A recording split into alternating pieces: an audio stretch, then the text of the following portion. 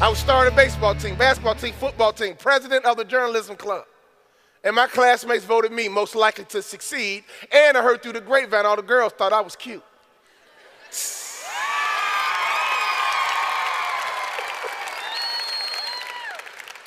I made one mistake. I crossed the line of confidence and I became arrogant. I believe in confidence, but arrogance is a dangerous thing. Most of you guys are leaders at your high school, and you're all that and a bag of chips at your high school. I get that. I was all that and a bag of chips at my high school.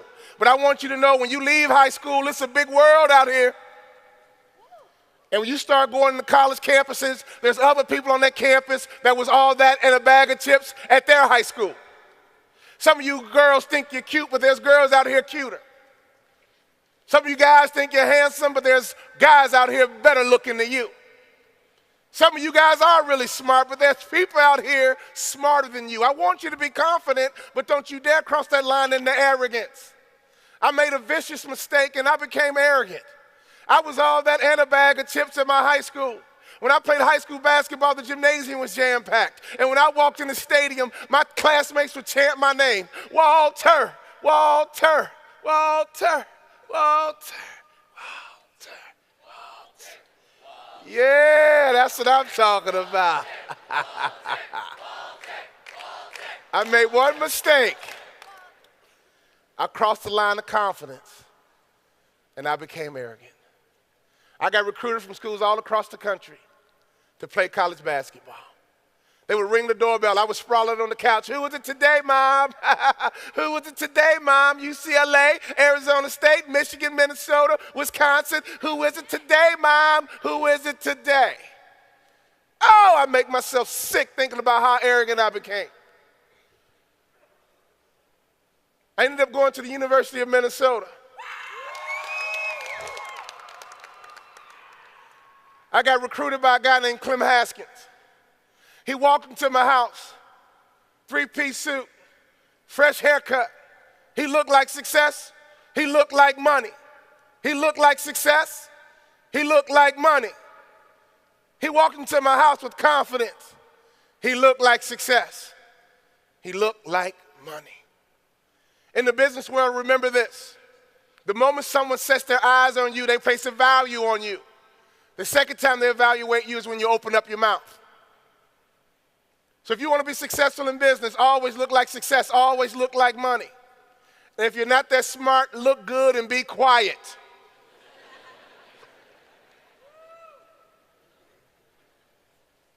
My coach walked into the house, three-piece suit, fresh haircut, looked like success, looked like money, came into my living room, started talking to my mom.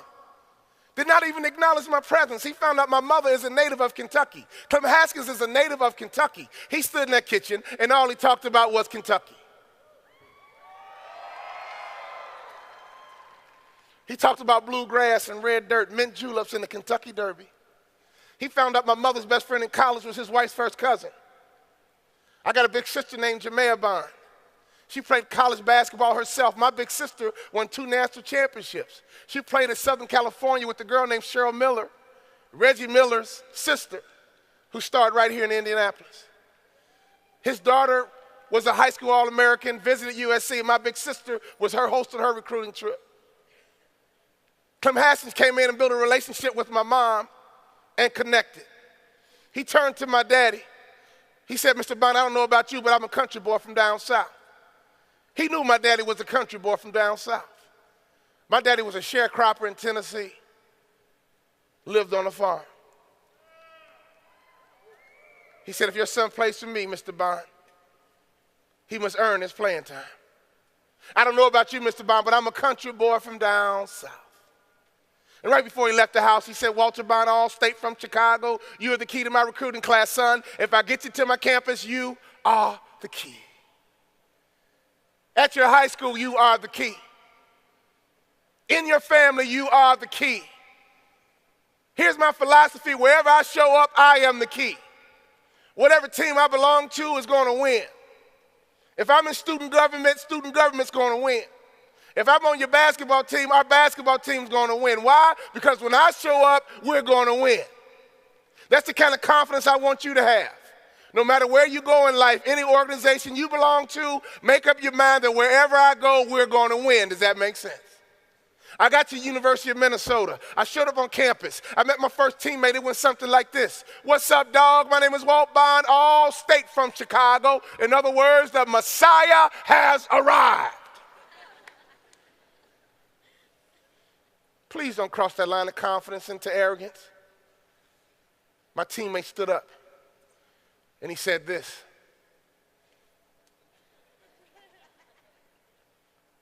What's your name again?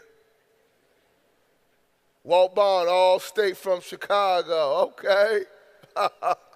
That's not bad, but my name is Willie Burton, all American from Detroit, Michigan.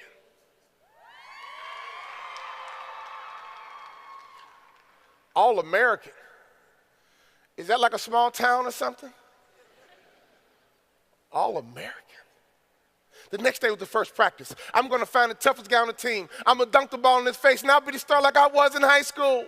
When I was in high school, I was it and a bag of chips, baby. At my high school, I was the man. So I got in the locker room, and I found the toughest guy on the team. His name was Richard Coffey. Richard Coffey used to be in the military. He was a part of the 82nd Airborne. He had been in the military for 4 years before he even stepped foot on the college campus. Richard Coffey was 6'6", 235 pounds, and I'll be honest with you. The first time I saw his body up close was the first time I questioned God.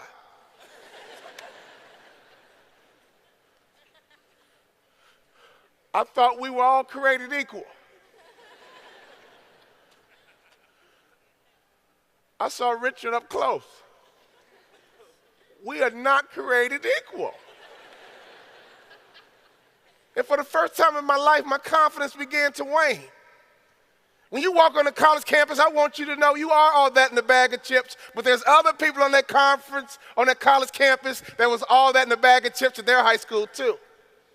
I got a hold of myself and I said, wait a minute. I'm Walt Bond, all state from Chicago. My coach told me I'm the key to turn this program around. I'm going to take this ball and dunk it in Richard Coffey's face. As soon as practice started, I grabbed the loose ball, went in with everything I had. Bring it on, Richard Coffey. Woo, let's go, baby. Bring it on, Uncle Sam. Let's go. And right before I got to the rim, I saw a UFO. And it was flying in the sky, headed straight toward me. And we met in midair. Bam, splat, boom! And down I go. Richard Coffey stood over me and said this, 82nd Airborne, we do it all. First to fight and last to fall. Get up, you little freshman. Walt, you okay? I can't breathe. I can't breathe. And before I knew it, my bottom lip started to twitch.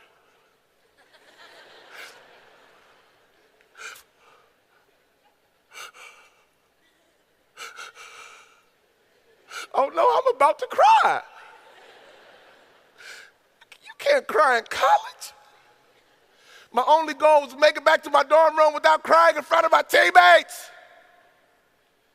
I made it back to my dorm room and brought out my boombox. I've been alone with you inside my mind,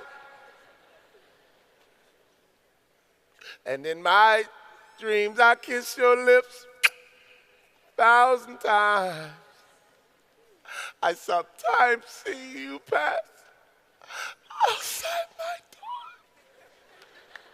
Hello. Oh, I threw a good old pity party.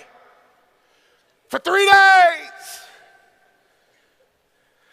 in FFA, I came up with a plan. One day I'm going to play in the NBA. One day I'm going to play in an NBA arena. One day I'm going to play in front of real NBA cheerleaders.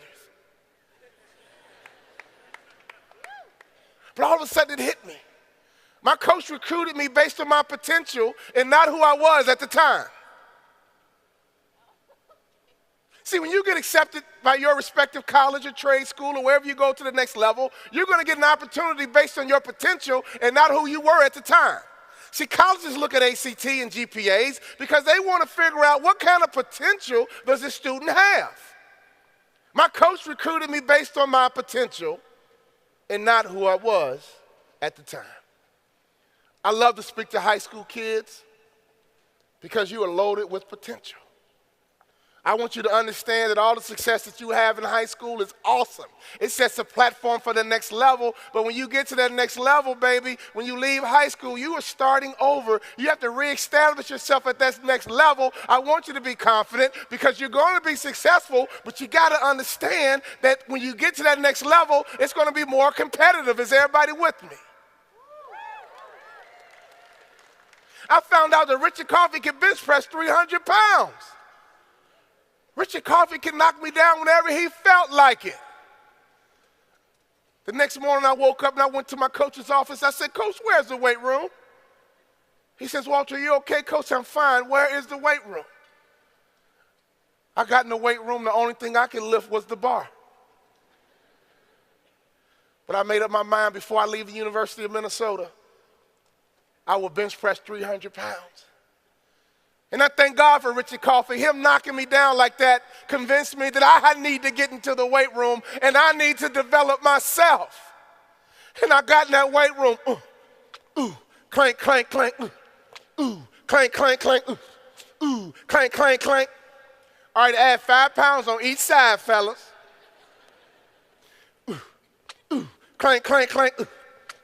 Clank, clank, clank. And before I left the University of Minnesota, I could bench press 300 pounds.